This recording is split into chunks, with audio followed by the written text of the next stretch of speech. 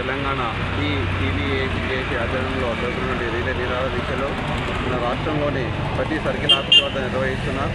దీనిలో భాగంగా మాకు కావాల్సినటువంటి కన్వర్షన్ మాత్రమే ఒక ఎజెండాగా పెట్టుకోవడం జరిగింది. ఈ ఎజెండాని మా ప్రభుత్వము ఇప్పటివరకు కూడా మేము ఎన్నో దఫాలుగా మెమోరాండాలు ఇవ్వడం జరిగింది. మంత్రులకు, ఎమ్మెల్యేలకు మరియు డిప్యూటీ స్పీకర్ కానీ డిప్యూటీ సీఎం వారికి కూడా మెమోరాండాలు ఇచ్చాం. ఇప్పటివరకు కూడా ఎలాంటి ప్రభుత్వం నుంచి మాకు రాలేదు కాబట్టి మేము ఈ నిరాదీక్షను చేపడుతున్నాం. అదేవిధంగా ఇప్పటికైనా ఇప్పుడున్నటువంటి ప్రభుత్వం మా విషయంలో చెల్లించకపోతే ఇక్కడ నెక్స్ట్ నెల 20 తారీఖు రోజు విద్యుత్ అవధం ముట్టడి ఉంది. తర్వాత ఆ రోజు వరకు కూడా మమ్మల్ని చర్చలకు పిలిచి చేయకపోతే, స్పందించకపోతే సమ్మెకైనా మా ఆర్టిజన్లు సిద్ధంగా ఉన్నారు.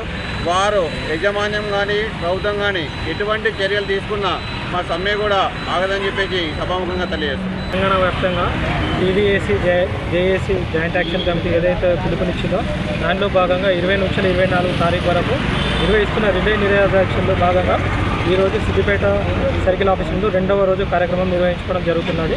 దీని ముఖ్య ఉద్దేశం ఏమనగా ఇంతకుముందు ప్రభుత్వం ఏదైతే టీఆర్ఎస్ ప్రభుత్వం ఉందో అది 2017లో కాంట్రాక్ట్ కార్మికులను ఏదైతే ఉన్నదో పర్మిట్ చేస్తున్నామని చెప్పేసి చేసి ఆర్టిజన్గా కన్వర్షన్ చేయడం జరిగింది. ఆర్టిజన్ అంటే ఒక 1957 బ్రిటిష్ రూల్స్ ప్రకారం ఏదైతే ఉందో 1957 అంటే మన 1947 ప్రకారం బ్రిటిష్ వర్కింగ్ ఎట్లా అంటే వీళ్ళకి ఒక లిమిట్స్ ఉంటాయి, ఇష్టమైన వర్క్ చేయించుకోవచ్చు, ప్రమోషన్స్ ఉంటాయి, వేజెస్ ఉంటాయి.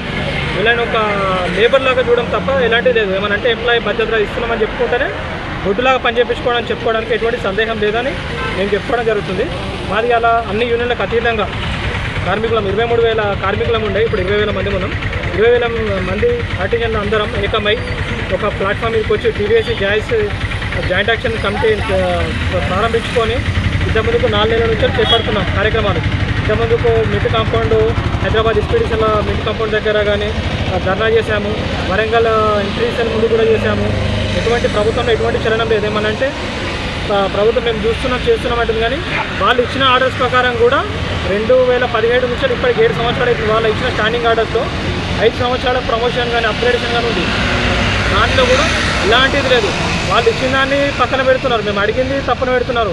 ఏమనంటే అసెంబ్లీలో మాత్రం ఎలక్ట్రిసిటీ డిపార్ట్మెంట్లో 23,000 మందిని పర్మిట్ చేసినాం అని ఒక అపరోధన చేస్తున్నారు మా మీద.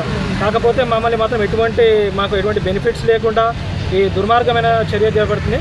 ఇంతకుముందుకు ప్రతిపక్షంలో ఉన్న రేవంత్ రెడ్డి గారు కానీ బట్టి విక్రమార్క గారు కానీ వాడు చాలా దఫాలుగా మాకు పాదయాత్రలు కానీ మెమోరాండం ఇచ్చినప్పుడు మా ప్రభుత్వం రాగానే వెంటనే మీ విద్యుత్ సమస్యలు ఉన్న మీ పరిష్కరిస్తాం, మీ దాంట్లో మీ ఆర్టిజన్లో జరుగుతున్న అన్యాయాలు, మీ వర్క్ ఒత్తిడి అన్నీ మాకు తెలుసు, మా దృష్టిలో ఉన్నాయి అని చెప్పేసి వాళ్ళ అప్పుడు రాసుకున్న బుక్స్లో కూడా ఇచ్చాము. అప్పుడు కూడా మా ప్రభుత్వం ఏర్పడిన 6 నెలల లోపలే మీకు ఆర్టిజన్స్ అందరూ న్యాయం చేస్తామని చెప్పడం జరిగింది.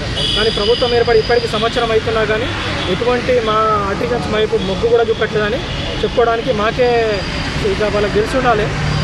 ఇప్పుడైనా ఈ నెక్స్ట్ మంత్ 20 తారీఖు నాడు